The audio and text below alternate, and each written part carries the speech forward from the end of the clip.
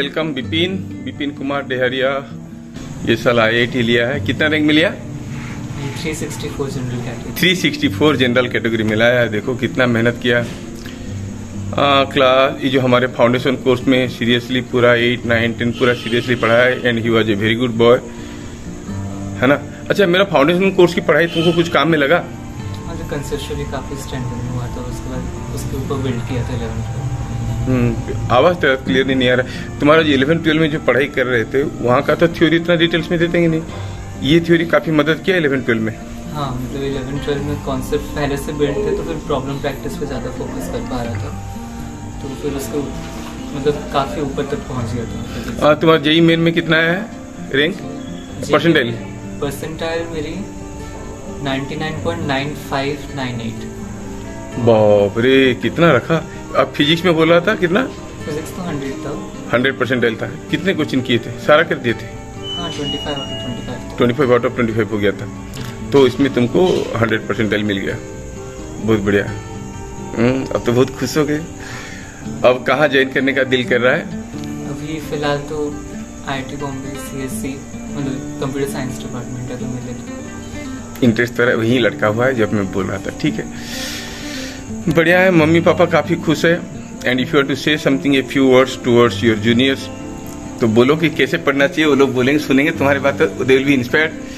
मैं इसके बारे में थोड़ा सा बता दूं। This boy was very down to earth in his time, और वो हर चीज में जानने की इच्छा रखता था। He was never trying to take credit of anything done in the class. जैसे कुछ बच्चों का होता है ना, पहले बता दूंगा, क्रेडिट लूंगा। वो सब तो नहीं था कभी। लर्निंग पे था ध्यान। बहुत अच्छा है ये quality, that help you a lot. क्योंकि your competition was with no one, your competition was with yourself only throughout. That's a big thing. But देखो, ये कोई भी कंपटीशन है तो यूजुअली देखा जाता है कि few only succeed and many fail, है ना।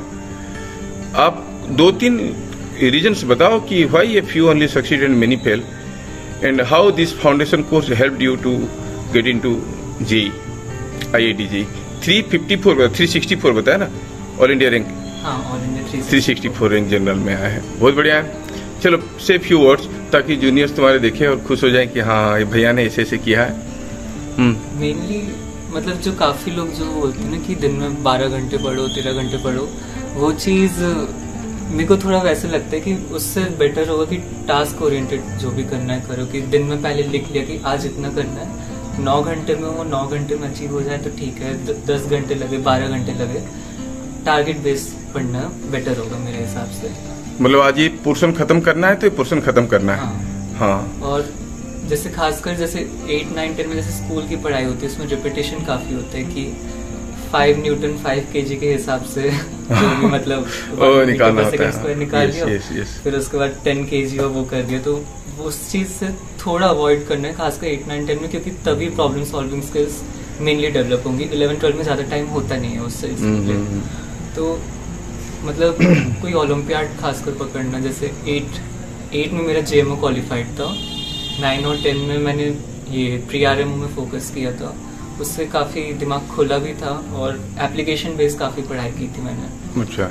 उसके बाद फिजिक्स में तो जैसे फाउंडेशन कोर्स में खासकर यही था कि एप्लीकेशन पे ज्यादा फोकस था वर्सेस की व्हाट इज न्यूटन्स लॉ। हाँ, ये लिख रहे हैं वो सब।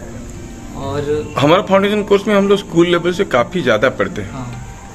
काफी ज्यादा पढ़ते हैं। आई से इट इज 10 times बड़ी देर इन द स्कूल में तो आता है कि न्यूटन्स लॉ कौन लिखा था। आप बोलो न्यूटन लिखा था, हो गया।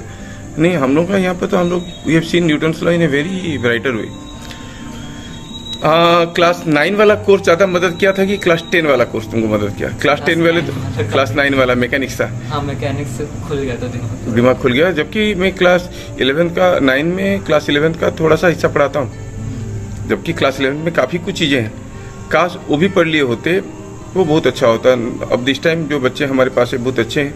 मैं भी कुछ सोच रहा हूँ कि उनको और भी कुछ चैप्टर पढ़ाऊँ। तुम लोगों को 5-6 चैप्टर पढ़ाया था, शायद ग्रेविटेशन भी नहीं पढ़ाया था।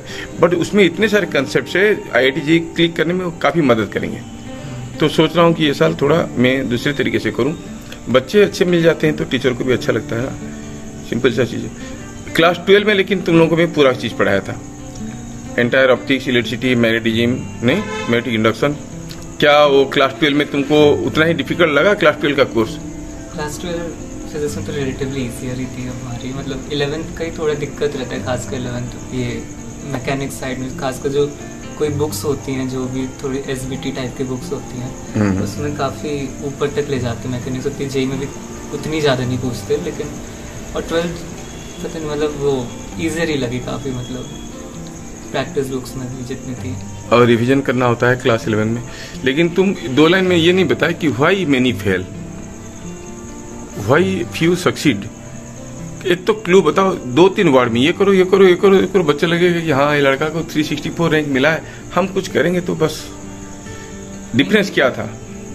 Look process, how you make your revision when you are in class 12, how you make your revision, that is very important.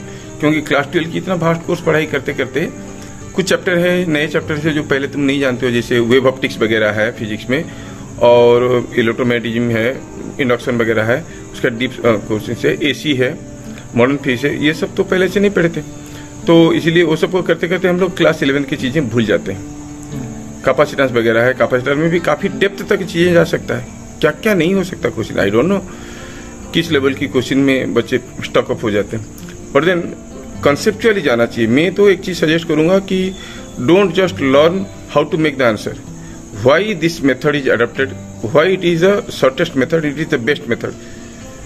I do remember once long back when I was leading a IIT group, उसमें उस बेच में मेरे 9 बच्चों को IIT मिला था, सम 13 बच्चे थे।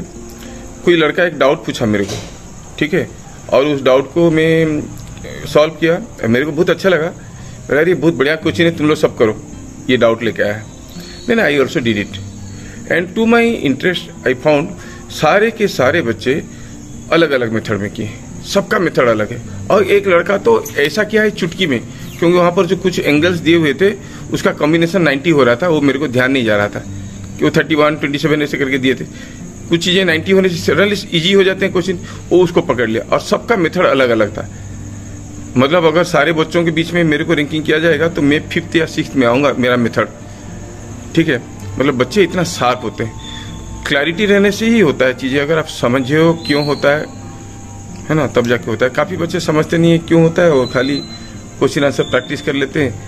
1000 क्वेश्चन प्रैक्टिस कर लो, बिना अंडरस्टैंडिंग का किसी काम का नहीं है। ये बात है। फॉर्मूला ओरिएंटेड बहुत कम पढ़ा था मैंने 11th-12 में भी, खासकर जैसे एक तो वो होता है, जैसे फ्लूइड अगर एक कैपिलरी में उठता है तो 2t cos theta upon rho g r आता है ना, तो उस चीज़ को मतलब कुछ लोग रट लेते हैं कि ऐसा होता है बस, लेकिन जैसे जे एडवांस में एक सवाल भी आया था, उसको टेढ़ा कर दिया था ऐसे, और फिर कुछ पूछा था, तो फिर उस टाइम पे भी ना बस केवल वो लेंथ को लेना चाहिए, हाइट को। You refer to my videos में, उसमें सारी चीज किया हूँ। मतलब वो एच कहाँ से आया उसमें, from the concept of pressure, pressure is rho g h, and h is the vertical height of the column, not the inclined slant height. तो एच को लेना है वर्टिकल हाइट। 2 साल मतलब मेरे को इतना ही आता कि वो प्रेशर से होता है, मेरे को ये नहीं आता कि उसका 2t cos theta upon rho g r होता है, मेरे को बस कम फॉर्मूले आते हैं। ये बहुत बढ़िया, ये बहुत बढ़िया। लेकिन कम फॉर्मूला याद होना ठीक है, लेकिन कभी कभार एग्जाम में डिराइव करके करने में दिक्कत होता है। और एक चीज होता है कि मान लो कि एक पतला सा ट्यूब है, एक मोटा सा ट्यूब है, दोनों में लिक्विड राइज करेगा, कौन सा केस में गेन इन पोटेंशियल एनर्जी मोर होगा? हाँ, इसमें भी पोटेंशियल एनर्जी गेन हो रहा है, हाइट तो अलग अलग होगा, दोनों का थिकनेस अलग अलग है, पोटेंशियल एनर्जी किसमें ज्यादा होगा? नहीं, it will be same in both the case. That is quite interesting to note. इसलिए हर चीज को तुम एग्जाम हॉल में डिराइव नहीं कर सकते, कुछ चीजें प्रैक्टिस करना पड़ेगा, लेकिन उसका लॉजिक तुमको मालूम रहना जरूरी है। हाइट ज्यादा हो जाएगा तो पोटेंशियल एनर्जी ज्यादा हो जाएगा, ऐसा नहीं है। और पोटेंशियल एनर्जी में मान लो कि कोई डंडा रखा हुआ है, हाइट इसका h है, मतलब डंडा है, हाइट इसका, लेंथ इसका l है, ग्राउंड पे खड़ा है, मास m है, तो पोटेंशियल एनर्जी निकालेंगे तो कैसे निकालेंगे? खड़ा है, ग्राउंड पे खड़ा है, विथ रिस्पेक्ट टू ग्राउंड उसका पोटेंशियल एनर्जी निकालना है। तो ग्राउंड को तो मान रखा है, तो फिर कितना होगा? L/2 होगा। क्यों H/2 होगा? सब बच्चे बोलते हैं इसको। Distribution of mass. नहीं, लॉजिक क्या है पोटेंशियल एनर्जी का? वो चीज है, लॉजिक ये है कि it is the work done against gravity. When you find work done against gravity, you have to see what is the work done against mg, where mg is acting at the centre of gravity. तो centre of gravity का क्या displacement हुआ है? जब डंडा खड़ा हुआ है, ग्राउंड से सेंटर ऑफ ग्रेविटी कितना ऊपर गया? L/2 गया। वो यूनिफॉर्म। हाँ, तो L/2 हो गया। तो सेंटर ऑफ ग्रेविटी L/2 गया, तो वार्डन अगेंस्ट ग्रेविटी हुआ mg into L/2। That warden is the potential energy. Basic definition से क्या होता है, काफी जगह हम लोग फॉर्मूला याद कर लेते बेटा, लेकिन some people are not deserving और some teachers are not able to help, तो सिस्टम नहीं बनता है।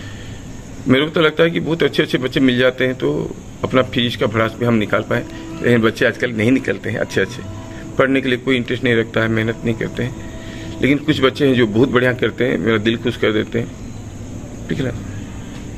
Anyway, you have worked hard, you are a good boy, और तुम्हारे लिए आगे आगे बहुत अच्छी चीज होना चाहिए। मैं उम्मीद करूंगा कि तुम अच्छे चल के दुनिया को याद रखोगे, जो दुनिया तुमको सपोर्ट किया, फैसिलिटेट किया। वो बोला था ना, 10 रुपया का पराठा तुम खाते हो, तो 10 रुपया लाने के लिए एक चेन ऑफ सोसाइटी चाहिए। कहाँ से तुम इंडस्ट्री बना, वहां से तुम गए अपना टैलेंट दिखा के पैसा कमाए, नहीं। और जो पराठा खाए, वो पराठा को लाने के लिए कोई खेती किया, उधर से आया। सोचो कि तुम्हारा 10 रुपया देके पराठा खाने के पीछे हजारों लोगों का हाथ है।